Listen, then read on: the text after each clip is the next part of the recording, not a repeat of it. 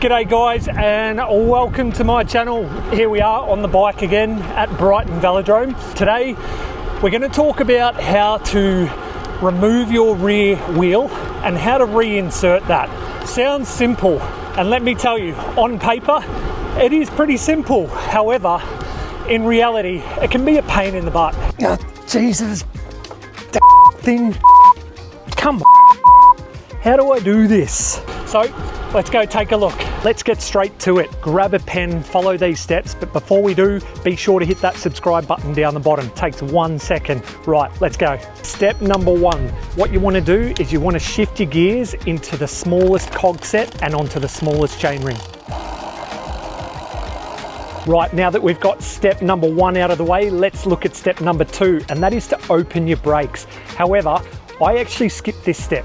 Why do you need to open your brakes? Because when you remove your tyre, that can get caught in the brakes. However, hot tip, I just deflate my tyre and skip step two altogether. So let's talk about step number three. Most road bikes are going to have what's called a quick release. This is the easiest step. All you need to do is pull that quick release out.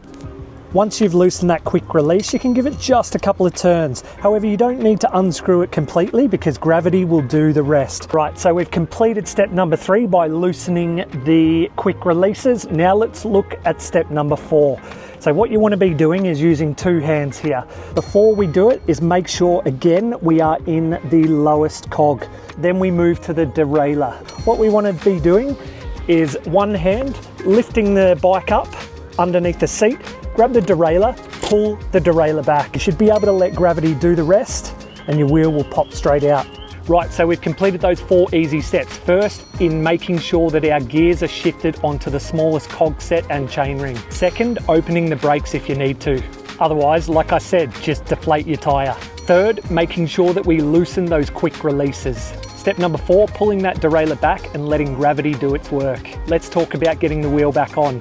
This sounds easy, it's just the reverse. So step number five is just doing the reverse of what you've already done.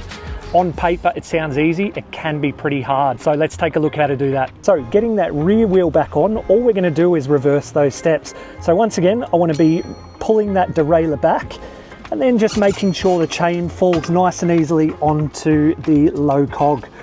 Once you've done that, again, let gravity do the rest. Once you're satisfied that the wheel is secure, the chain is on the low cog and the derailleur is back where it needs to be, we're moving back to the quick releases. Now with the quick releases, it's very important not to over tighten them. You don't need to make them super tight. I see a lot of people tightening it too hard and banging this with a hammer. You don't need to do that. Just tighten it enough so the wheel secures to the frame. So there we have it. There's your 5 easy steps on removing your rear wheel and then reinserting that rear wheel. Keep practicing because the first time you try and get that rear wheel back on, it's going to be pretty difficult. Like I said, it's easy on paper, but practice, you'll be perfect at it. And then come race day, if you get a flat, you need to take your tyre off, you know what to do. Right, enough talking. I'm gonna get around this velodrome and try and catch some of these cyclists. Let's go. But before I do, subscribe to my channel, guys. Appreciate you all. Thank you very much for watching.